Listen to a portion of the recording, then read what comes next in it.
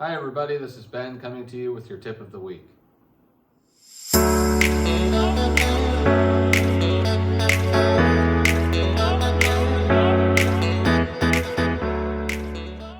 In this week's tip, we're going to talk about club gapping.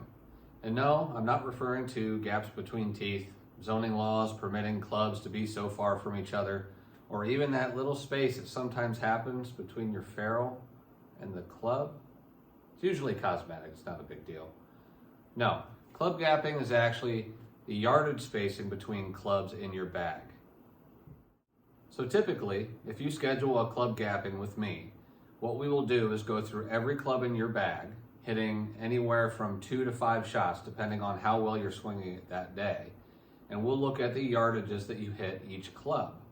This can be greatly affected by the setup of the club, depending on the type of shaft length, loft of the club, etc. that we might have in our bag, as well as our set makeup.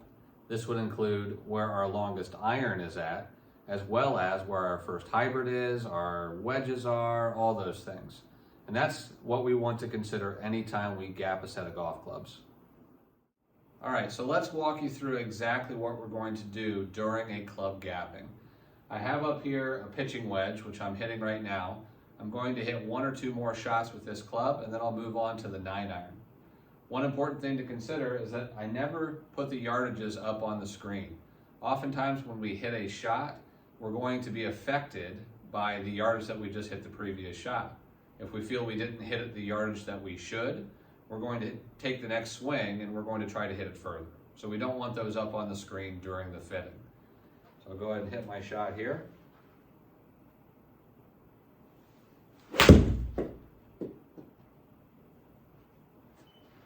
That was a slight pull, so that one will typically go further than a shot that I hit straight or to the right. I'll hit one more to make sure I have a good average number. And pulled that one as well. So I have now 4 data points that I can use. I'll use those to kind of decipher exactly how far I hit my pitching wedge. Arguably the most important part of the set to club gap is our wedges, our short clubs, our scoring clubs, the ones we're trying to hit close to the hole. So what we'll actually do, we'll hit a couple full shots.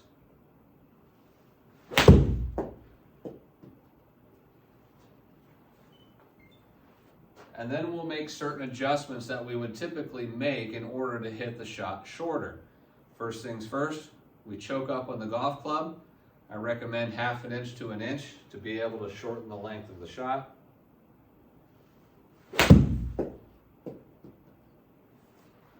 And then once we've done that, we'll start shortening the swing. So this will be a 3/4 swing or 75% swing in comparison to my full swing.